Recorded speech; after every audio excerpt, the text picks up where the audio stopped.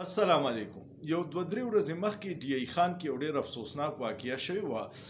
د آرمي یو لیفټیننټ کرنل خالدو د خپل دوو وروڼو سره او د یو خوري سره په جومات کې دوا ته ناست و. والد صاحب یې وفات شوی و. د نه پس بیا زموږ په کلو کې اکثر خلک د حجرو کې ناسي یا په جوماتونو کې ناسي او دعا له خلک راځي.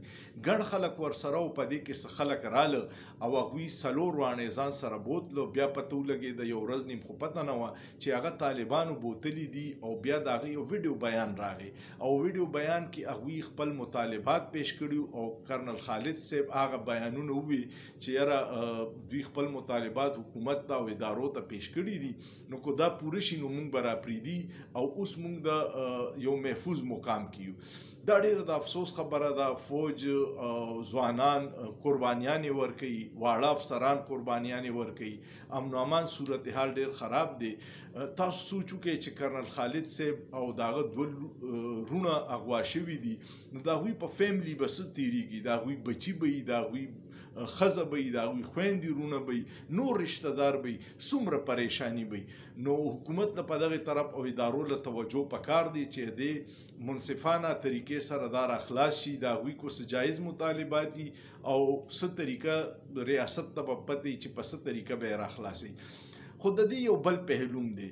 څنګه چې نن د کرنل خالد صاحب فیملی پریشانه ده او ټول ملک ورسره پریشانه دی، دغسې واقعات زمونږ د سیاسي ورکرانو سره په اسلام آباد او په لاهور کې هم کېږي.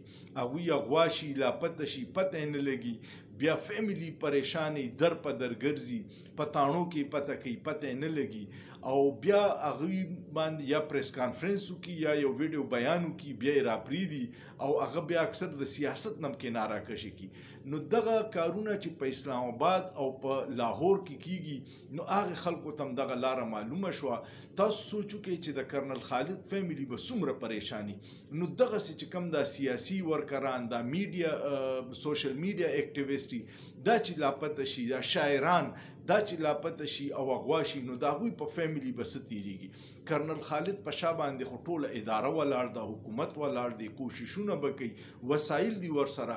دا داسې عام پاکستاني چې اغوا شي، لاپته شي، د هغه غریب خو هېڅ هم نه.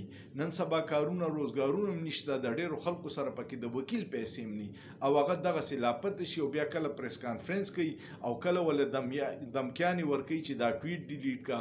دا زرمشواني دوه وروڼه پروفیسران دي او 80 ورځې وشوې چې لاپته دي. پولیس او ایجنسیانې وایي چې زموږ سره نشته، اسمان ته وخته یا په ځمکه ورننوتي، هېڅ پته یې نشته، عدالتونه ناکامه دي او مطالبه صرف یو ده چې زرمشواني ته وایي چې ته حمایت مه کوه.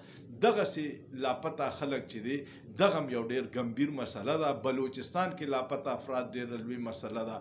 نو د کرنل خالد په فیملی چې څه تېرېږي، ډېر د افسوس وخت دی، پې ډېر زموږ ټولو ورسره همدردیانې دي. خو دغسې وخت په دغې فیملیز باندې تېرېږي کوم چې دا سوشل میډیا اکټیویسټ غایب شي یا سیاسي کارکنان غایب شي، د هغوی په فیملی هم ډېر سخت وخت دی. د خدای دپاره کم فیصله ساز چې دي د پاکستان سوچ وکړئ، دا ټول پاکستانیان محب وطن دي. د چا سره د سیاسي نظریې په اختلاف دومره زیاتې کول، ظلم کول، اغوا کول، لاپته کول، تشدد کول، دا ریاست او د عوامو رشته کمزوري کوي.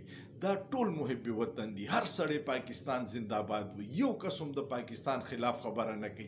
صرف د سیاسي اختلاف دی او هغه دا وایي چې دا کم ملک چا لوټ کړی دی، دغه خلک بیا په بر سر اقتدار تاسو راوسته، موږ ته به مو ووایي. نو که موږ په هغوی پسې خبرې کوو نو هغه ټول اغوا کېږي او لاپته کېږي. نو الله دې رحم وکړي. دا ویډیو کوم خوښه شوه نو شیر یې کې، لایک یې کې او کمنټ پې وکړئ، ځکه چې حکومت کوم فایروال لګولې او د خلکو اوازونه دباوي، نو د هغې ناکامۍ دپاره ستاسو تعاون ډېر ضروري دی او سوچ پې وکړئ. په سوچ کې څه ګناه نشته.